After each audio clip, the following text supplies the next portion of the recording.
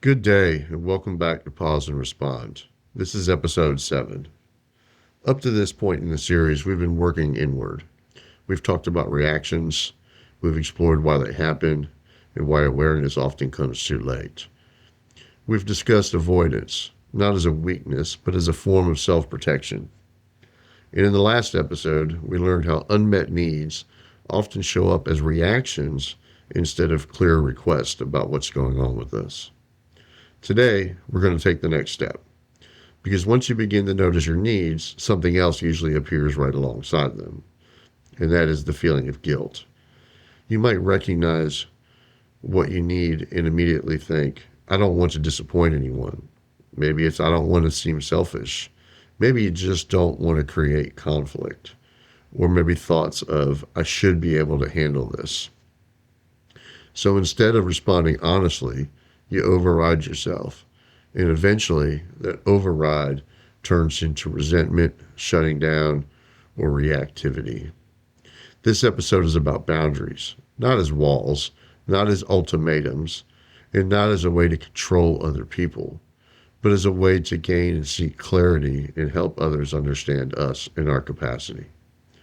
Boundaries are what allow you to stay honest with yourself without guilt. Most people struggle with boundaries not because they don't care about themselves, but because they care deeply about their relationships.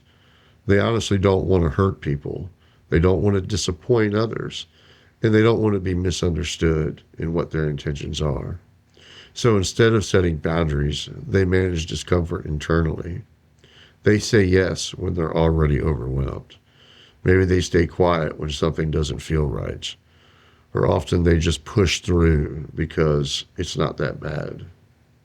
At first, this might look like flexibility, but over time, something shifts. Resentment builds, energy drops, reactions begin to increase within the relationship.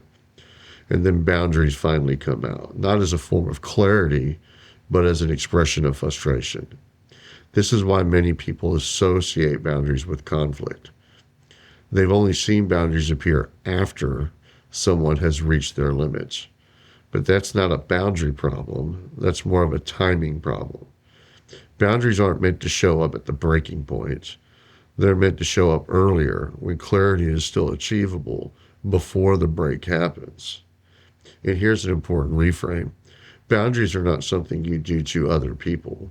They're something you hold internally about your capacity. Until you're clear with yourself, it's very hard to be clear with anyone else. Here's the shift that makes boundaries sustainable instead of exhausting. Boundaries are not a response to other people's behavior. They're information to them about your capacity in certain situations or topics.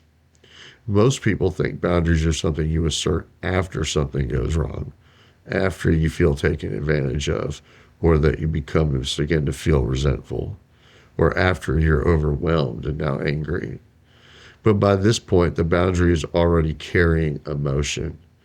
And when boundaries are loaded with emotion, they often come out sharper or more intense. And sometimes they don't even come out at all. They just shut down. Healthy boundaries aren't about control. They're about clarity.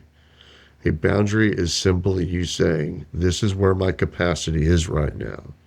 This is what I'm able to offer in this situation, or this is what I can't sustain for very long. That's not punishment towards the other person. That's honesty. What makes boundaries feel harsh isn't the boundary itself. It's the delay. When you override yourself repeatedly, the body begins to keep score. So by the time you finally speak up, the boundary is carrying that resentment, that fatigue, frustration, and possibly guilt into the relationship. And then you think, see, this is why boundaries cause problems.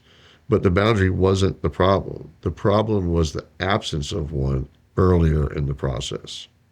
Here's another reframe. Boundaries are not about changing other people. They're about orientating yourself toward truth instead of tolerance.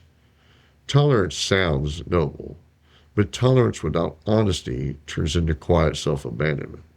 And self-abandonment always shows up later, and almost always through intense reactions. Boundaries don't require anger, justification, permission.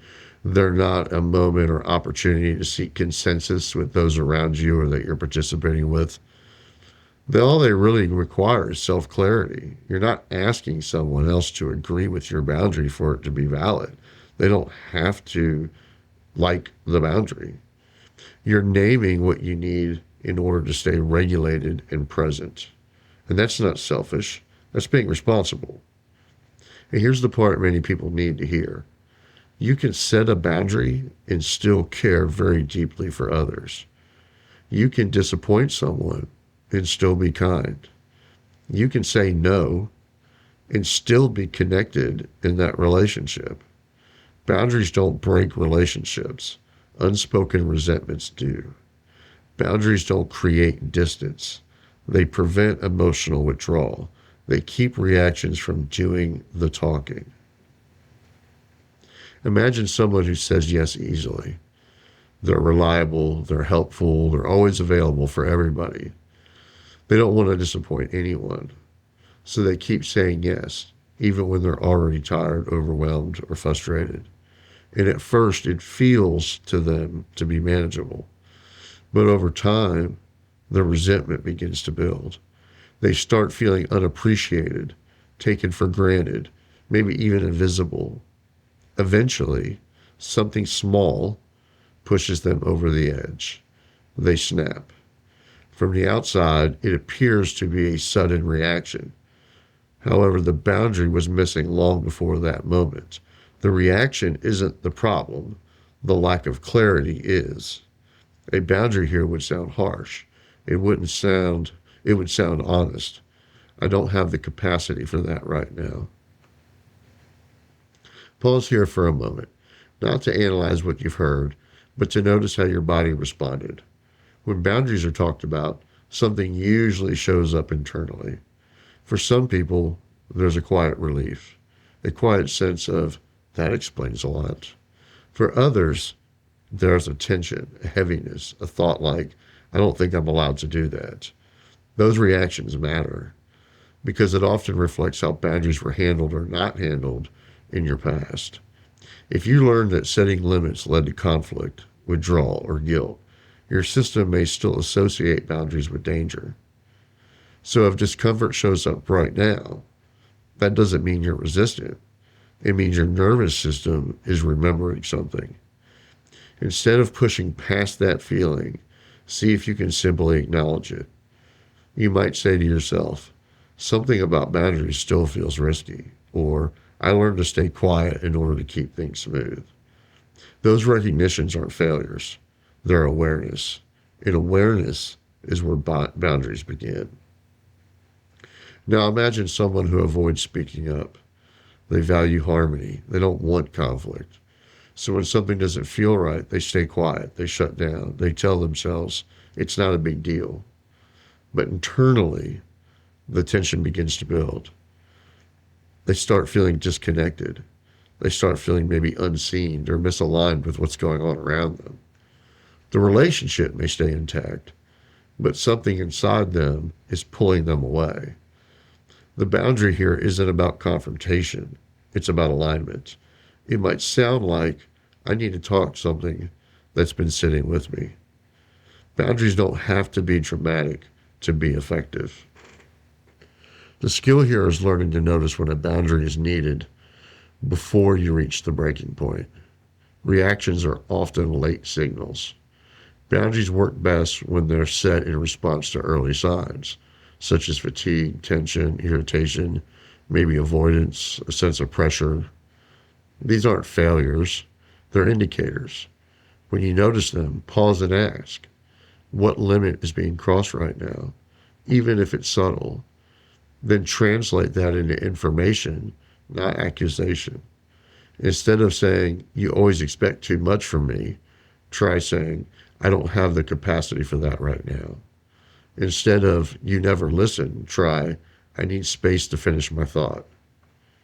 Effective boundaries are specific, present-focused, and about you.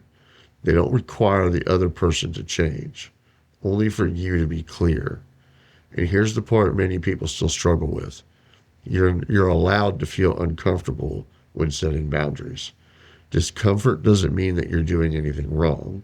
It usually just means you're doing something new. This week, the practice is not to set big emotional boundaries. It's to practice low stakes clarity. Small moments where you normally override yourself. Notice when you're about to say yes automatically. You're pushing past your capacity. You're minimizing your own personal limits. Pause and try a simple boundary. I'll need to get back with you. I'm not able to do that today. I need a few minutes. I'm at capacity right now. No explanation to those are required. No justification is necessary. Boundaries don't become stronger because they're defended. They become stronger because they're consistent. Start small. Consistency builds trust with yourself and with others. And notice this. Most of the guilt you feel won't come from the boundary itself. It comes from breaking an old pattern. That's not a sign you're doing something wrong. It's a sign you're doing something new. This week, the focus isn't on setting the boundaries.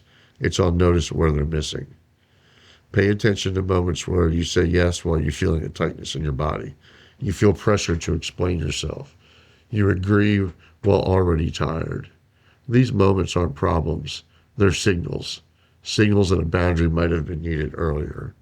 Instead of asking, how do I say this better? Try asking, where did I override myself here?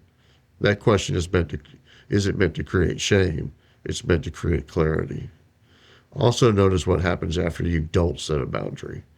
Maybe it's resentment, fatigue, distance, or withdrawal. All of those are feedback.